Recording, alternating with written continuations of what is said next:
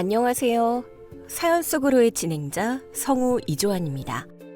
오늘 소개해드릴 이야기는 3천만 원 대출받아서 달라고 하는 시모에게 사이다를 선사한 주인공의 이야기입니다. 이 이야기에 대한 여러분의 응원과 의견을 마음 편히 댓글로 달아주시면 감사하겠습니다. 오늘의 이야기 시작하겠습니다. 남들과 다름없는 주말 아침 풍경 같겠지만 사실 우린 석 달 전에 이혼 도장을 찍은 완벽한 남남이에요. 원룸을 얻어 따로 사는 전 남편이 짐 정리하느냐고 잠깐 집에 왔었어요. 저는 밀린 집안일로 세탁기를 돌리고 있는데 거실 소파에 늘어져 있던 전 남편의 핸드폰이 요란하게 울렸어요. 화면에 뜬 건 어머니. 전화를 받는 그 인간의 목소리가 어딘지 모르게 기어들어가는 것 같았죠. 통화를 끊고 부엌으로 온 전 남편은 제 눈치를 살금살금 보며 입을 열었어요. 저기, 내가 오늘 내 좀 정리해서 빼는 거 그거 내일로 미루면 안 될까? 왜?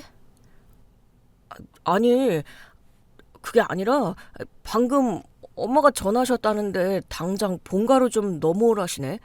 형 일로 중대하게 상의할 게 있으시다고. 당신도 꼭 같이 오라고 신신당부를 하셔서. 당신 형 일로 상의? 그 인간이 또 무슨 사고를 쳤길래 남의 금쪽 같은 주말을 빼앗아? 몇 달 전에 당신 어머니 칠순기념 해외여행 비용, 이혼 도장 찍은 마당에 당신 체면 세워준다고 내가 절반이나 부담했잖아. 설마 또 돈 얘기는 아니겠지? 에이, 설마. 엄마도 염치가 있으시지. 그냥 형이 요즘 하도 안 풀리니까 밥이나 한 끼 먹으면서 가족끼리 얼굴이나 보자고 부르시는 거겠지. 아직 우리 갈라선 거 모르시니까 이번 한 번만 같이 가주라, 응? 똑바로 들어. 내가 당신 사정 뻔히 알아서 집 팔릴 때까지만 시댁에 이혼 숨겨주는 거지. 호구 잡히려고 이혼하고도 며느리 노릇 해주는 거 아니야. 이번에 또 아주버니 핑계로 금전적인 요구하시면 나 그 자리에서 우리 이혼 서류 도장 찍은 거 다 까발리고 일어설 거야? 알았어. 알았다고. 내가 중간에서 확실하게 방어할 테니까 일단 가기나 하자. 제발 부탁할게.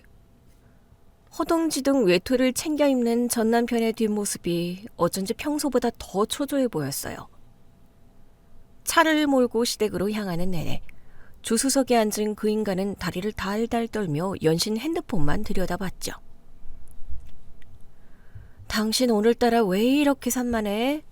핸드폰에 꿀이라도 발라놨어? 계속 누구랑 그렇게 메시지를 주고받는 거야? 아무것도 아니야. 그냥 회사 단톡방에서 쓸데없는 얘기들이 좀 올라와서. 딴소리 하지 말고 명심해. 오늘 당신 형이 무슨 사업한다는 둥 헛소리 하시면 당신 선에서 딱 잘라. 3년 전에 아주버니 중고차 사준다고 나 몰래 마이너스 통장 털었다가 내가 이혼한 애 만에 집안 뒤집어 엎었던 거 잊지 않았지? 나 결국 그때 낸 금이 기어코 여기까지 온 거잖아? 여보, 아니 제발 엄마 앞인데 그 옛날 얘기 좀 다시 꺼내지 마. 형도 그때 일은 미안하게 생각하고 있다니까. 미안하게 생각하는 인간이 차 팔고 번 돈은 다 어디다 날렸대? 코인인지 주식인지 결국 한 푼도 못 건지고 빚만 남겼잖아. 나 오늘 당신 행동 하나하나 다 지켜볼 거야. 허튼 수작 부리거나 내 돈에 손 뻗치는 순간 시어머니 앞에서 바로 남남 선언할 줄 알아? 시댁 현관문을 열고 들어가자 코끝을 찌르는 퀴퀴한 호라비 냄새와 섞인 한약 냄새가 진동했어요.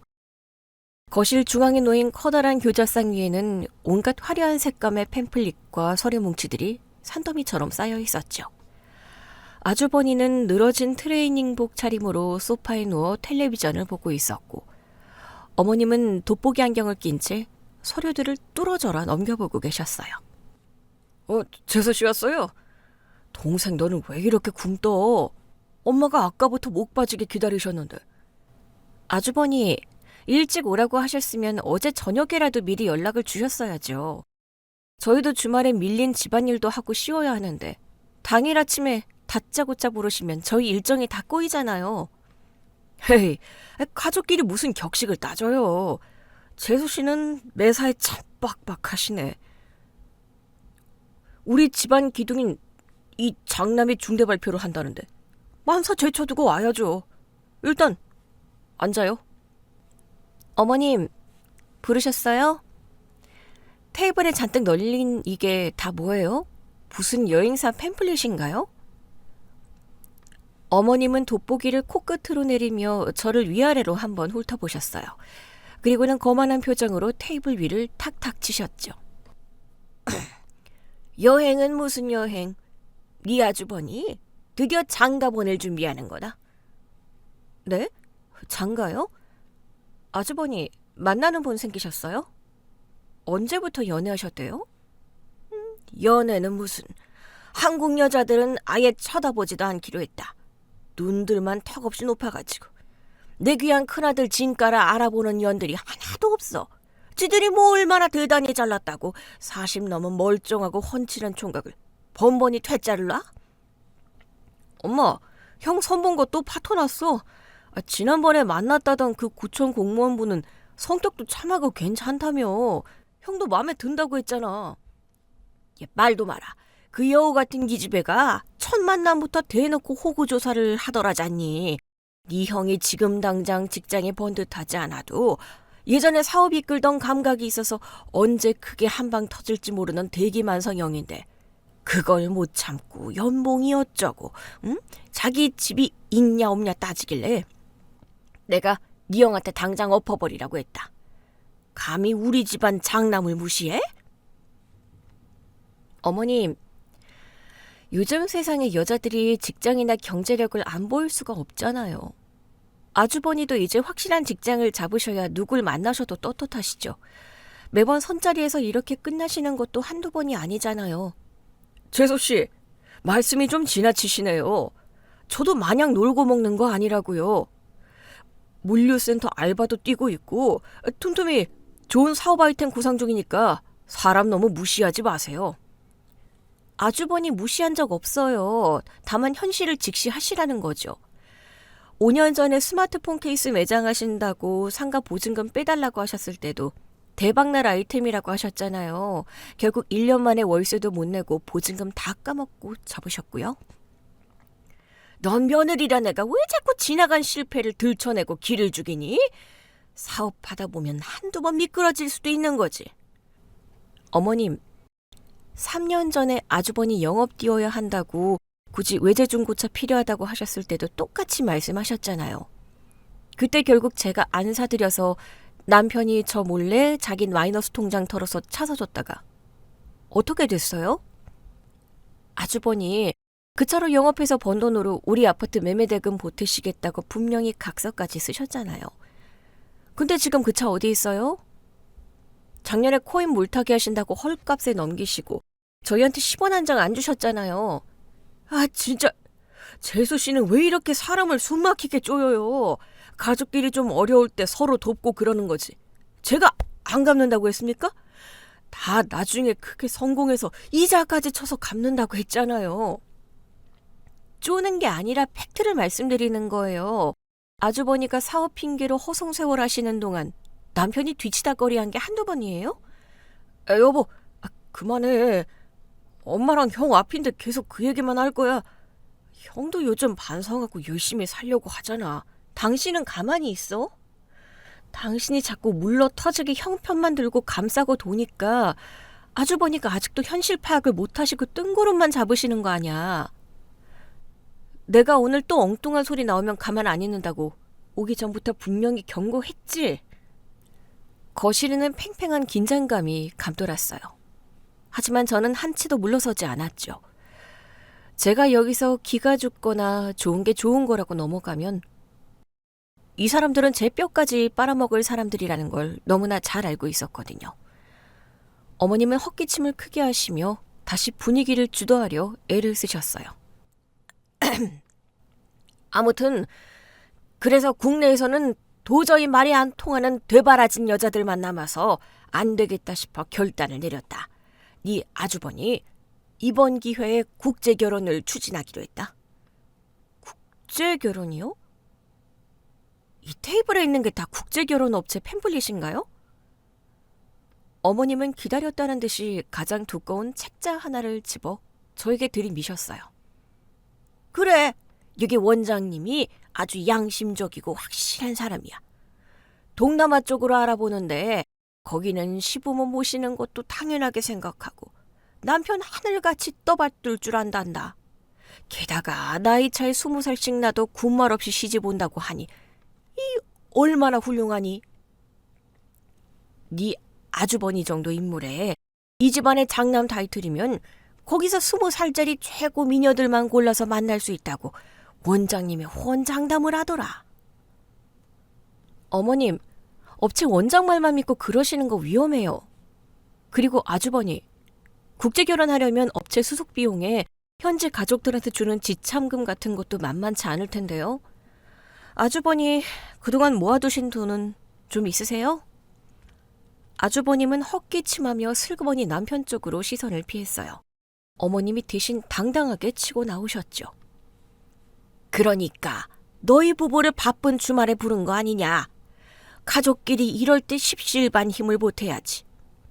네 아주버니가 번듯하게 장가를 가야 나도 두 다리 쭉 뻗고 눈을 편히 감지 않겠니? 가족끼리 힘을 보태다니요?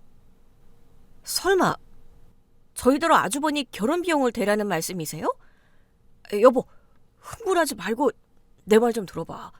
엄마랑 형이 여기저기 꼼꼼하게 알아봤는데 업체 수수료 1,500만 원에다가 신부 측 부모님한테 보낼 지참금 1,000만 원 그리고 항공권이랑 현지 결혼식 비용 500만 원 내서 딱 3,000만 원 정도 든대. 형이 당장 융통할 큰 현금이 없으니까 우리가 좀 도와주자는 거지. 당신 미쳤어? 제정신이야? 우리가 무슨 돈이 있어서 3,000만 원을 당장 턱 내놔. 우리 한 달 생활비 쪼개고 쪼개서 우리 집 대출 원금 갚아 나가는 거 뻔히 알면서 당신 입에서 지금 그 소리가 나와? 이끼, 넌 남편이 가장으로서 점잖게 말하는데 어디서 눈을 부릅뜨고 대들어. 너희들 둘 다 번듯한 대기업 다니면서 3,000만 원 하나 융통 못한다는 게 말이 되니? 안 그래도 네 남편한테 먼저 살짝 물어봤더니 지는 지금 대출 한도가 꽉 차서 더 이상 은행에서 돈 나올 구석이 없다더라. 순간 뒤통수를 커다란 망치로 세게 얻어맞은 것 같았어요. 남편이 대출 한도가 꽉 찼다고? 우리 아파트 대출 말고 남편 개인적으로 몰래 받은 대출이 더 있다는 소리인가? 저는 싸늘하게 식은 눈빛으로 남편을 노려봤어요. 당신 대출 한도가 꽉 찼다니 그게 대체 무슨 소리야? 당신 나 몰래 또 은행 가서 대출 받았어? 아니, 그게 아니라 예전에 형 차 바꿀 때 받았던 마이너스 통장 아직 다 안 메꿔서 그런 거지. 새로 받은 거 절대 아니야. 여보, 내가 나중에 집에 가서 다 설명할게. 일단 엄마 말씀부터 끝까지 들어보자, 응? 남편은 식은땀을 뻘뻘 흘리며 제 시선을 피해 바닥만 쳐다봤어요. 평소 같았으면 남편의 멱살이라도 잡고 당장 다그쳤겠지만 어머님의 다음 폭탄 발언이 제 입을 떡 벌어지게 만들었죠. 그래서 말인데 세아가 네 이름으로 은행 가서 마이너스 통장 3,000만 원만 당장 뚫어라. 네? 제 이름으로요? 제가 왜요? 왜라니? 너는 이 집안 며느리 아니야? 남이냐? 장남이 장가를 가야 집안에 경사가 생기고 너희들도 장기적으로 덕을 보는 거지. 너 직장 튼튼하고 신용도 좋으니까 월요일에 은행 가면 금방 뚫어줄 거 아니냐. 어머님, 아무리 가족이라도 명의를 함부로 빌려주는 건 절대 안 돼요. 게다가 3,000만 원이라는 빚을 제가 무슨 수로 혼자 감당해요? 아주버니가 나중에 확실히 갚으신다는 보장도 전혀 없잖아요. 재수씨, 말을 왜 그렇게 정 떨어지게 합니까? 제가 영영 안 갚는다고 했어요?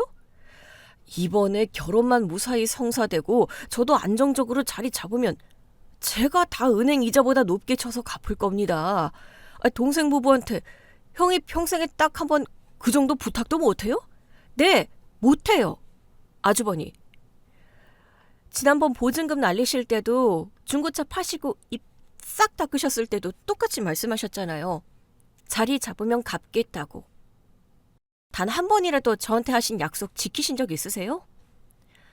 저는 단돈 10만 원도 아주버니한테 제 명의로 빌려드릴 생각 초도 없어요. 독한 기집애가 끝까지 윗사람한테 지지 않고 말대꾸를 하네? 넌 찔러도 피 한 방울 안 나올 독종이다. 가족이 이렇게 사정하는데 40 넘어서 장가가는 네 아주버니 불쌍하지도 않아? 오죽하면 늙은 내가 며느리인 너한테 이렇게 고개를 숙이고 아쉬운 소리를 하겠니? 어머님은 벼락같이 언성을 높이시더니 이내 가슴을 팡팡 치며 바닥에 주저앉으셨어요. 눈물까지 글썽이는 완벽한 피해자 코스프레 연기였죠. 아주버니는 한숨을 푹푹 쉬며 세상에서 제일 불쌍한 척 고개를 숙였고 남편은 제 팔목을 꽉 잡아 끌며 조용히 하라는 눈치를 줬어요. 이 집안 사람들의 이기적인 뻔뻔함은 도무지 바닥에 보이지 않았어요. 제 피 같은 돈을 마치 자기들 주머니에 있는 꽁돈처럼 여기는 태도하며 중간에서 박쥐처럼 구는 남편의 수상하고 알 수 없는 행동들까지. 저는 속에서 부글부글 끓어오르는 화를 꾹 누르며 오히려 아주 차분하고 냉소적인 미소를 지어 보였어요. 이 미친 시트콤 같은 상황을 단번에 끝내버릴 아주 확실하고 치명적인 카드가 제 손 안에 쥐어져 있었으니까요. 저는 가져온 핸드백을 무릎 위에 단정하게 올려놓고 여유로운 표정으로 어머님과 아주버니를 번갈아 쳐다보았어요. 그리고 남편은 새파랗게 질려 벌벌 떠는 얼굴을 향해 시선을 아주 단단히 고정했죠. 어머님, 아주버니 장가가는 게 대체 뭐가 불쌍해요? 저의 차갑고 서늘한 한마디에 왁자지껄하던 거실은 순간 찬물을 끼얹은 듯 쥐죽은 듯 조용해졌어요. 저는 남편을 향해 씩 웃어 보이며 천천히 입을 열었어요. 딴 여자랑 바람 피워놓고 이혼당한 어머님 둘째 아들이 제일 불쌍하죠. 안 그래 전 남편? 제 입에서 나온 폭탄 선언에 거실은 그야말로 얼음물을 뒤집어 쓴 듯 정적이 흘렀어요. 어머님의 손에 들려있던 국제결혼 팸플릿이 바닥으로 툭 떨어졌죠.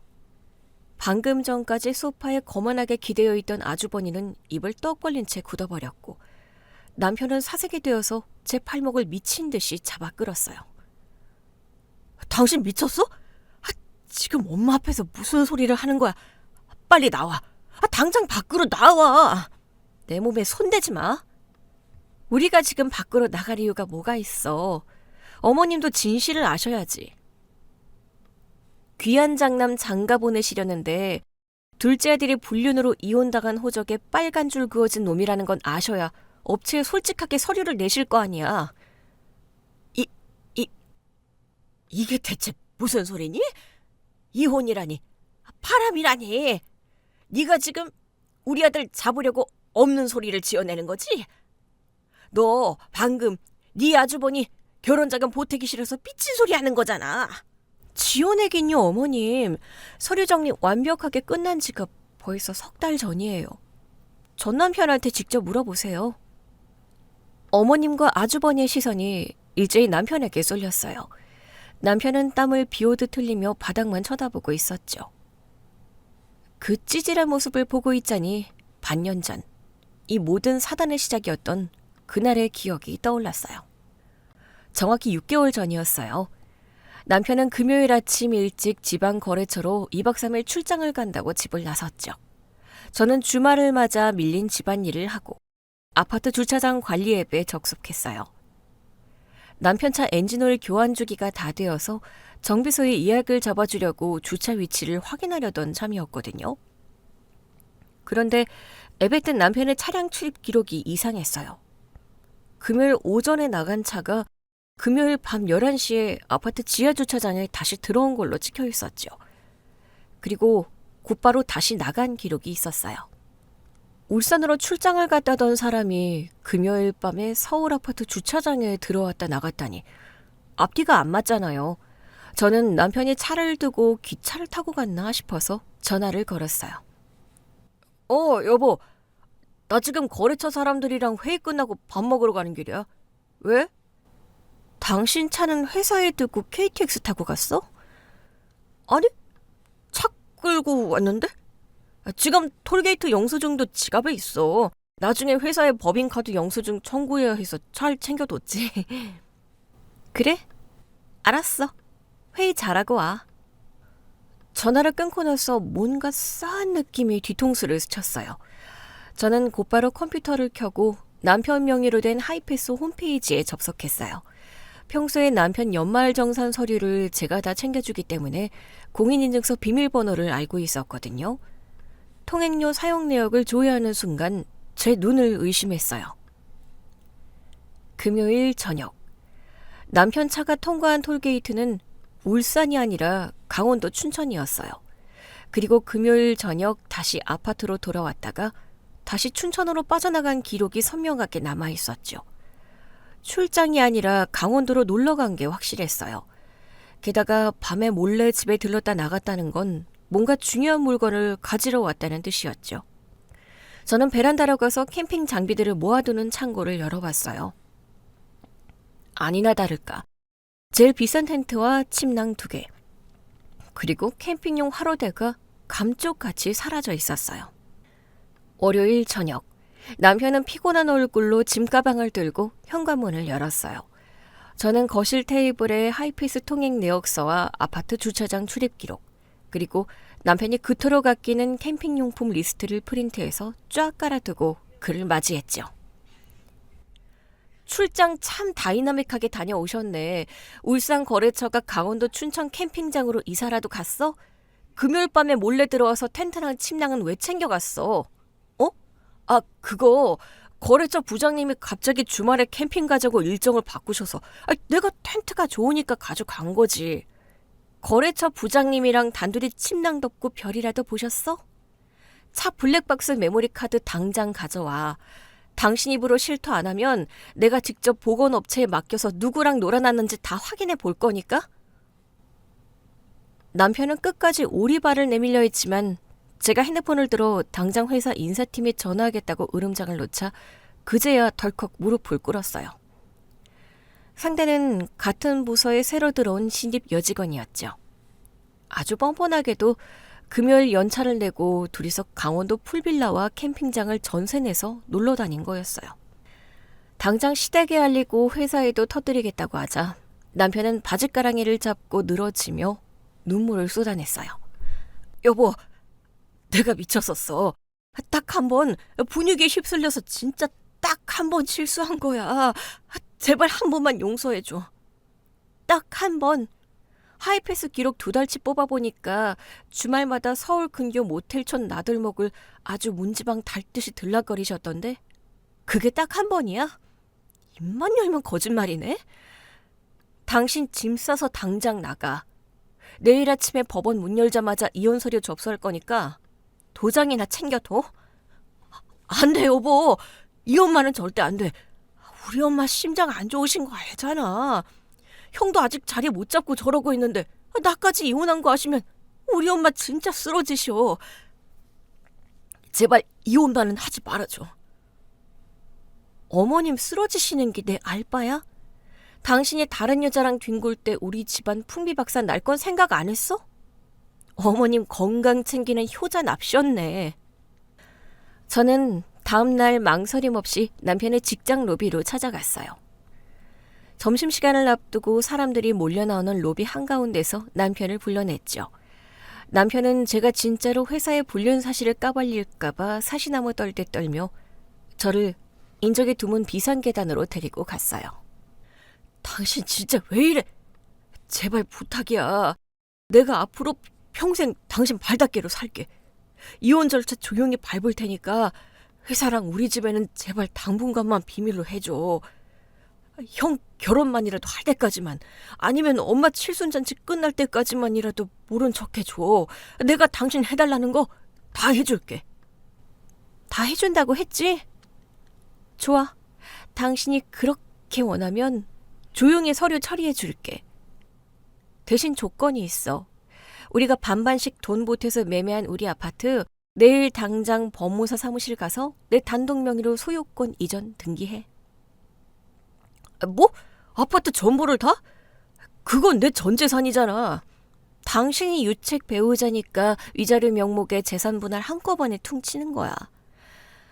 아파트 명의 다 넘기고 당신 통장에 있는 현금 2천만 원도 내 계좌로 쏴. 그리고 대출 남은 건 당신이 달마다 갚아. 그 조건 아니면 오늘 당장 당신 부서 게시판에 강원도 캠핑장 영수증 다 올려버릴 거야. 선택해. 남편은 입술을 파르르 떨었지만 결국 고개를 끄덕일 수밖에 없었어요. 우리는 그 길로 구청과 법원을 돌며 협의이혼 서류를 접수했고 숙려기간을 거쳐 완벽하게 남남이 되었죠. 아파트 매매계약서와 등기부등본은 제 이름 3글자로 깔끔하게 세탁되었고 남편은 짐을 싸서 회사 근처 원룸으로 쫓겨났어요. 다만 양가 어른들에게는 남편의 간곡한 부탁으로 당분간 비밀로 하기로 했어요. 어머님 칠순잔치나 명절 같은 집안 대소사가 있을 때만 제가 파트너 알바를 뛰듯 참석해주는 조건이었죠. 당연히 그때마다 남편에게서 꼬박꼬박 참석 수당을 현금으로 받아냈고요. 남편이 아까 대출 한도가 꽉 차서 3천만 원을 못 구한다고 했던 건 저한테 위자료로 전 재산을 털리고 남은 대출금까지 갚느라 신용대출을 한 개치까지 끌어다 썼기 때문이었어요. 다시 현재의 시댁 거실로 돌아왔어요. 제 말을 듣고 난 어머님의 얼굴은 불그락 푸르락 터질 듯이 달아올랐고 아주버니는 눈만 껌뻑이며 상황 파악을 못하고 있었죠. 이혼을 해? 며느리라는 게 남편이 한 번 실수 좀 했다고 그걸 빌미로 이혼을 하고 집을 다 빼서? 독한 년, 천벌을 받을 년. 남자가 바깥일하다 보면 한눈 좀 팔 수도 있지. 네가 평소에 남편 내조를 어떻게 했길래 애가 밖으로 돌아? 어머님, 며느리라니요. 저 이제 이 집안 며느리 아니라고요. 아줌마 아들이 바람 피워서 내가 위자료로 아파트로 다 정산받고 끝낸 사이인데 왜 자꾸 저한테 며느리 타령이세요? 시끄럽다. 네가 내 아들 홀려서 집 뺏어간 꽃뱀이지 뭐야. 당장 내 집 내놔. 이혼했어도 그렇지. 형님 장가 가는데 도의적으로 돈은 좀 보태고 나가야 할 거 아니야. 네가 가져간 그 아파트 팔아서 3천만 원 당장 내놓고 꺼져. 맞아요, 재수씨. 아무리 그래도 핏줄보다 돈이 먼저입니까? 우리 동생이 불쌍하지도 않아요? 이혼했다고 가족 이혼이 한 번에 끊어지는 것도 아니고. 도무지 말이 안 통하는 집안이었어요. 뻔뻔함이 유전이라면 이 집안은 대대손손 천연기념물로 지정해야 할 수준이었죠. 저는 핸드백에서 서류 봉투 하나를 꺼내 거실 테이블 위로 툭 던졌어요. 도희? 가족의 연? 웃기고 있네. 전 남편. 당신이 이혼 숙려 기간에 4명이 도용해서 몰래 대출 5천만 원 더 당기려다가 나한테 걸린 증거 자료 어머님한테 직접 보여드릴까? 여보, 아니 당신 그걸 왜 굳이 여기까지 가져왔어? 어머님, 아드님이 이혼 숨긴 이유가 어머님 건강 걱정해서인 줄 아시죠? 천만에요. 저한테 위자료를 준 돈 아까워서 법적으로 부부일 때 제 신용등급 이용해서 대출 사기치려고 숨긴 거예요. 제가 그거 눈치채고 금융거래 차단 안 해놨으면 저당 잡힐 뻔했거든요. 어머님의 입이 떡 벌어졌어요. 남편은 이제 쥐구멍이라도 찾고 싶은 얼굴로 바닥에 주저앉았죠. 제가 가방을 챙겨 들고 미련 없이 일어나려는 찰나 쾅쾅쾅 하고 시댁 현관문이 부서질 듯이 울리기 시작했어요. 오빠, 문 열어. 나 다 알고 왔어. 빨리 문 열어. 귀에 익은 앙칼진 목소리였어요. 강원도 캠핑장 블랙박스 영상에서 자기야 고기 탄다 하며 애교를 부리던 바로 그 상간녀의 목소리였죠. 남편의 얼굴이 이제는 하얗게 질리다 못해 투명해질 지경이었어요. 현관 밖에 불청객은 쉬지 않고 문을 두드려댔고 아주버니가 얼떨결에 나가서 도어락을 열었어요. 오빠, 진짜 나한테 이럴 수 있어? 커다란 캐리어 2개를 양손에 쥔 상간녀가 거실로 성큼성큼 걸어 들어왔어요. 저는 현관문 앞에 서서 팔짱을 끼고 아주 흥미진진하게 이 막장 드라마의 다음 장면을 기다렸죠. 그녀는 거실 한가운데 서 있는 저를 발견하고는 흠칫 놀라며 뒷걸음질 쳤어요. 당신이 여긴 왜 있어? 둘이 이혼했다며. 오빠, 나 지금 집에서 쫓겨났단 말이야. 나 갈 데 없으니까 당분간 오빠 본가에서 좀 지내야겠어. 이건 또 무슨 신선한 개소리인가 싶었어요. 알고 보니 상간녀 역시 유부녀였고 남편과의 불륜 사실을 그녀의 남편에게 들켜서 이혼 소송을 당하고 빈손으로 쫓겨난 상태였던 거예요. 아주버니는 굴러들어온 상간녀를 위아래로 훑어보더니 아주 넋이 나간 표정으로 중얼거렸어요. 동생이 만난다는 분이 이분인가? 재수 씨보다 훨씬 젊고 싹싹하게 생기셨네. 엄마, 우리 그냥 국제결혼 취소하고 이 아가씨로 새로 식구 맞이할까요? 상간녀와 남편, 그리고 시어머니와 아주버니까지. 저는 이 환장한 콜라보레이션을 바라보며 소리내어 크게 웃어버리고 말았어요. 완벽하게 준비해둔 제 다음 복수극의 타깃들이 제발로 한 곳에 모여주었으니까요. 저와 눈이 마주친 상간녀는 당황한 기색이 역력했어요. 양손을 쥔 커다란 명품 로고 캐리어를 거실 바닥에 툭 내려놓더니 제 전남편의 팔짱을 덥석 끼며 매달렸죠.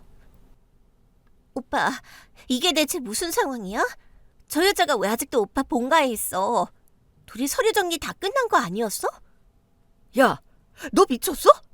여길 대체 어떻게 알고 찾아온 거야? 당장 안 나가? 남편은 기겁하며 상간녀의 손을 거칠게 뿌리쳤어요. 하지만 상간녀는 찰거머리처럼 다시 남편의 판에 매달리며 징징거리기 시작했죠. 나갈 데가 어디 있다고 나가라 그래. 우리 남편이 나 당장 집에서 맨몸으로 나가라고 현관문 비밀번호 다 바꿔버렸단 말이야.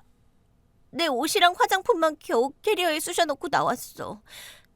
나 갈 데 없으니까 당분간 오빠 아파트에서 지낼 거야. 오빠가 나 평생 책임진다고 했잖아. 이게 대체 무슨 해괴망측한 소리냐? 넌 누구야? 남의 집에 캐리어는 왜 끌고 들어와? 그리고 남편? 너 유부녀였어? 어머님, 안녕하세요. 저 오빠랑 같은 회사 다니는 사람이에요. 오빠 이혼한 거 아시죠? 저도 남편이랑 서류 정리 다 끝나가니까 이제 오빠랑 정식으로 합치려고 인사드리러 왔어요. 당분간 여기서 지낼게요. 그리고 오빠 아파트 거기서 우리 새 살림 차릴 거예요. 참나, 기가 막혀서 헛웃음도 안 나오더라고요. 저는 팔짱을 끼고 상간녀의 위아래를 훑어보며 천천히 한 걸음 다가갔어요. 야, 너 뭔가 단단히 착각하고 여기까지 캐리어 끌고 온 모양인데 넌 내 남편이 돈 좀 있는 줄 알았지? 회사에서는 멀끔하게 정장 빼입고 법인카드 긁고 다니면서 아파트 매매한 것도 다 지 능력으로 산 거라고 떠벌리고 다녔나 보네. 네가 뭔 상관이야. 이제 오빠 옆자리는 내 거거든? 오빠 아파트 그거 오빠 명이잖아. 나 거기서 당장 오늘부터 살 거야. 당신 이 여자한테 내 아파트가 아직도 당신 거라고 거짓말했어? 하긴 바람 피우는 주제에 나한테 위자료로 전 재산 다 뜯기고 알거지도 했다고 차마 말 못하겠지. 가오가 있지. 오빠, 무슨 소리야? 알거지라니. 저 여자가 아파트 가져갔어? 아니 그게 아니라 나중에 다 설명할게. 일단 너 빨리 나가라고. 남편이 상간녀의 등을 떠밀며 현관 밖으로 내보내려 했지만 저는 현관문을 쾅 닫아버리고 그 앞을 막아섰어요. 이 재밌는 구경을 벌써 끝낼 수는 없었거든요. 너 진짜 멍청하구나. 내가 위자료랑 재산 분할 명목으로 아파트 소유권 이전 등기 싹 다 내 앞으로 돌려놨어. 당신 지금 통장에 잔고 100만 원은 있어? 원룸 보증금 1000만 원 낸 것도 당신 회사 신용대출 최고 이율로 끌어다 쓴 거잖아. 뭐? 오빠 진짜야? 아파트가 오빠께 아니라고? 그럼 나 당장 어디서 살아? 나 우리 남편한테 위자료 한 푼 못 받고 빈털터리로 쫓겨났단 말이야. 네 남편이 왜 널 그렇게 매몰차게 쫓아냈는지 내가 알려줄까? 내가 네 남편한테 다 말해줬거든. 제 말에 상간녀의 두 눈이 튀어나올 듯이 커졌어요. 남편 역시 넋이 나간 표정으로 저를 쳐다봤죠. 내가 이혼 서류 도장 찍자마자 제일 먼저 한 게 뭔지 알아? 네 남편 직장 찾아가서 춘천 캠핑장 예약 내역이랑 네가 우리 전 남편 카드로 긁어댄 명품 가방 결제 내역 싹 다 프린트해서 넘겨준 거야. 네 남편도 너한테 정 떨어져서 당장 변호사 선임하고 이혼 소송 건 거잖아. 내가 네 남편한테 소송에 필요한 증거 자료 싹 다 협조해줬거든? 야, 네가 뭔데 남의 가정에 끼어들어? 너 때문에 내 인생 다 망가졌잖아. 너 미쳤어? 내 가정 먼저 건드린 건 너잖아. 남의 가정 파탄내놓고 네 가정은 무사할 줄 알았어? 그리고 네 인생 망가진 건 이제 겨우 시작이야. 저는 아까 대출 사기 증거를 꺼냈던 서류 봉투에서 아주 빳빳하고 두꺼운 서류 뭉치를 하나 더 꺼냈어요. 마침 상간녀가 제 별로 찾아와 주니 이렇게 일이 수월하게 풀릴 수가 없었죠. 내가 오늘 이 아줌마 전화 받고 오면서 혹시나 해서 가방에 챙겨온 서류가 하나 더 있거든.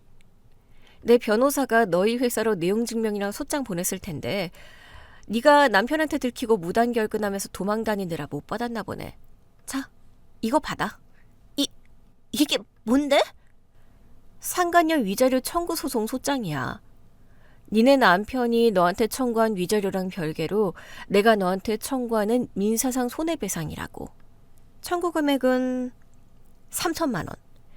마침 우리 어머님이 아주버니 장가 보내신다고 딱 3천만 원 필요하시다던데 액수 한번 기가 막히게 딱 들어맞네. 3천만 원? 아니, 이 집 구석은 무슨 놈의 3천만 원이 허구한 날 튀어나와? 아휴, 어머님은 뒷목을 잡고 소파 위로 털썩 쓰러지셨어요. 아주버니는 눈치 없이 헛기침을 하며 거실 분위기를 살피더니 상간녀를 향해 불쑥 말을 던졌어요. 아이고 동생아, 네가 나보다 낫다 싶었는데 완전 깡통 찼냐? 집도 절도 없으면서 무슨 바람을 피워. 그나저나 아가씨도 당장 3천만 원 빚 생기게 생겼는데 우리 동생한테 매달려봤자 국물도 없어요. 뭐라고요? 아저씨는 또 뭔데 끼어들어요? 아저씨라니, 동생이랑 합치면 내가 아주버니 될 사람인데. 아가씨, 가만 보니까 우리 동생보다 내 조건이 훨씬 낫네. 나 그래도 우리 집안 장남이라서 나중에 이 집은 다 내 차지거든요. 어차피 아가씨도 갈 데 없으면 내 국제결혼자금 3천만 원 아가씨가 위자료 낸 셈 치고 나랑 여기서 살림 합치는 건 어때요? 미친 거 아니야? 내가 돌았다고 그쪽 같은 백수 노총각이랑 살아요? 이 집 구석 다들 제정신이 아니네. 아주버니, 아주 기발한 아이디어네요. 저 여자 짐 끌고 온 김에 저 여자랑 둘이 살림 합치시죠. 아주버니는 결혼할 돈이 없고 저 여자는 당장 오늘 밤 잘 데가 없으니까 아주 천생연분이네요. 두 분이서 폐지라도 주어서 3천만 원 갚아 나가시면 되겠어요. 상간녀는 악에 받쳐 비명을 지르며 남편의 멱살을 잡고 흔들기 시작했어요. 오빠가 나 책임진다고 했잖아. 위자료 청구 들어온 거 오빠가 싹 다 내준다고. 자기한테 숨겨둔 주식 있다고 했잖아. 당장 돈 내놔. 나 소송당하면 우리 엄마 아빠 쓰러진단 말이야. 놔봐. 내가 무슨 돈이 있어서 네 위자료를 내줘? 숨겨둔 주식은 무슨... 나도 지금 빚더미에 앉아서 이번 달 카드값도 못 맞고 파산 직전인데. 너 당장 네 짐 가지고 나가. 나 진짜 너 때문에 돌겠다. 서로의 밑바닥을 확인한 두 불륜남녀는 급기야 서로 쌍욕을 퍼부으며 머리채를 잡고 뒹굴기 시작했어요. 상간녀는 남편의 얼굴을 손톱으로 핥히었고 남편은 상간녀를 밀쳐내며 거실 바닥을 아수라장으로 만들었죠. 어머님은 그 꼴을 보며 가슴을 치고 대성통곡을 하셨고 아주버니는 말릴 생각은 안 하고 소파 위로 피신해 구경만 하고 있었어요. 저는 그 한심한 꼴을 내려다보며 남편을 향해 마지막 일격을 날렸어요. 당신 지난주에 4명이 도용해서 신용카드 발급받으려고 했던 거 카드사에서 본인 확인 전화 안 했으면 나 모르게 싹 다 긁어버릴 작정이었지. 이혼한 마당에 남의 명의 도용해서 금융사기 치면 형사 고발감인 거 몰라? 당신 제발 그만해. 내가 당장 회사 근처 원룸 월세 낼 돈도 없고 밥 써먹을 돈도 없어서 진짜 딱 한 달만 카드 돌려먹게 하려고 그랬어. 나 진짜 죽을 것 같아서 그랬다고. 당신이 굶어 죽든 길거리에 나앉든 내 알 바 아니야. 한 번만 더 네 명이 건드리거나 내 번호로 연락하면 그땐 경찰서에 사문서 위조랑 명의도용으로 정식 고소할 거야. 당신 회사 게시판에 불륜 스캔들 터지는 건 시간 문제겠지? 이 독한 년? 네가 사람 년이냐? 내 아들 다 벗겨먹고 길거리에 나앉게 생겼는데 네 속이 편할 것 같아? 너 가다가 벼락 맞을 거다? 어머님은 바닥에서 기어와 제 바짓가랑이를 잡으려 하셨지만 저는 가볍게 뒤로 물러서며 차갑게 쏘아붙였어요. 아줌마, 벼락은 아줌마 아들이랑 저기 널브러져 있는 여자가 맞아야죠. 앞으로 저한테 절대 연락하지 마세요. 아주버니도 마찬가지고요. 한 번만 더 제 번호로 돈 빌려달라, 누구 명의 좀 빌려달라 연락 오면 그땐 망설임 없이 스토킹 범죄로 접근금지 가처분 신청할 거예요. 저는 바닥에 널브러진 국제결혼 팸플릿을 들여받고 현관문 손잡이를 잡았어요. 뒤에서는 남편과 상간녀가 서로 니 탓이라며 물건을 집어던지는 소리가 요란하게 울렸고 어머님의 통곡 소리가 시댁 복도를 가득 채웠죠. 아, 그리고 당신, 내가 가압류 신청한 남은 재산 분할금 1,500만 원. 다음 달까지 내 계좌로 안 쓰면 당신 회사 월급 통장에 바로 압류 들어갈 거니까 그렇게 알아. 회사에서 불륜으로 망신당하기 싫으면 이자 쳐서 칼같이 입금해? 저는 시댁 현관문을 활짝 열어젖히고 밖으로 나왔어요. 쾌쾌하고 썩은 냄새가 진동하던 시댁을 벗어나 밖으로 나오니 차가운 봄바람이 그렇게 상쾌할 수가 없었죠. 이제 남은 건 법대로 철저하게 깔끔하게 저들의 숨통을 조여주는 일뿐이었어요. 저는 가벼운 발걸음으로 제 차가 있는 주차장을 향해 걸어갔습니다. 완벽하게 준비된 나의 통쾌한 복수극은 이제 클라이맥스를 지나 가장 아름다운 결말을 향해 나아가고 있었죠. 시댁 현관문을 나선 그날 이후 제 일상은 아주 평화롭고 계획적으로 굴러갔어요.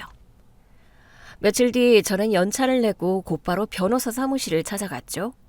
제 손에는 상간녀 위자료 청구 소송에 필요한 모든 증거 자료가 완벽하게 파일링되어 있었어요.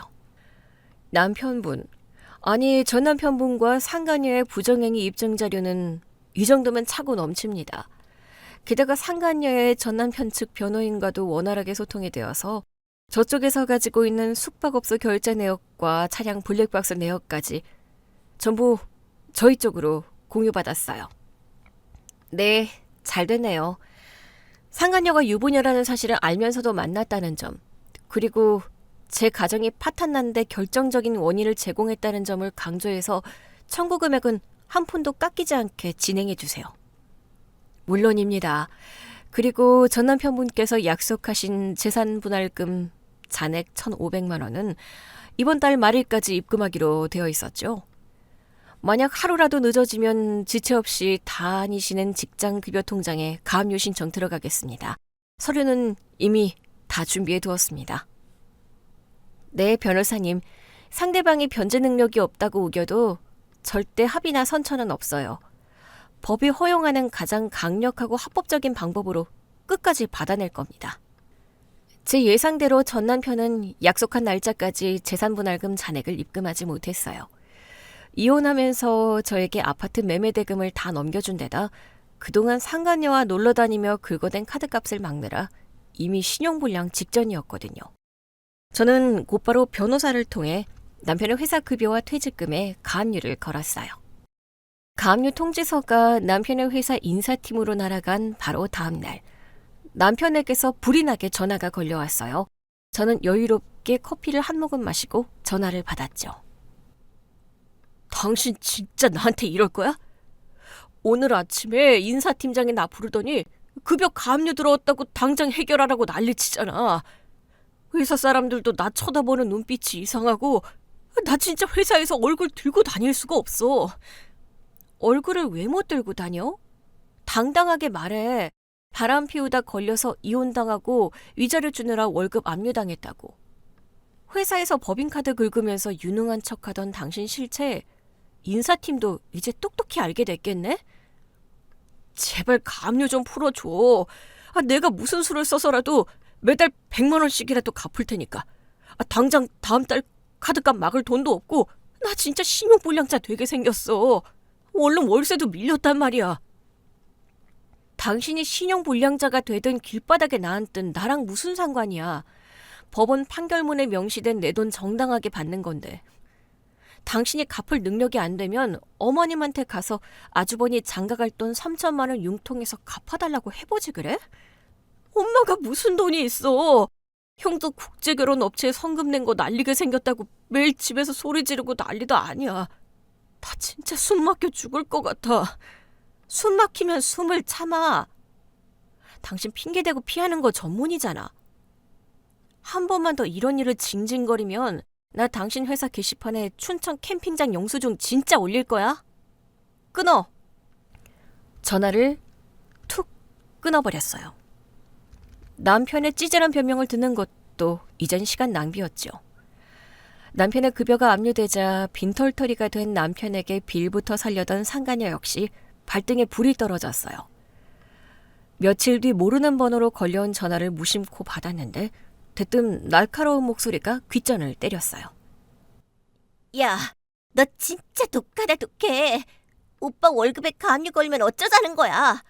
우리 당장 밥 사 먹을 돈도 없어서 컵라면으로 때우고 있어. 어머, 너구나. 컵라면 먹을 돈은 있나 보네. 난 네가 한강 다리 밑에서 박스 덮고 자는 줄 알았는데.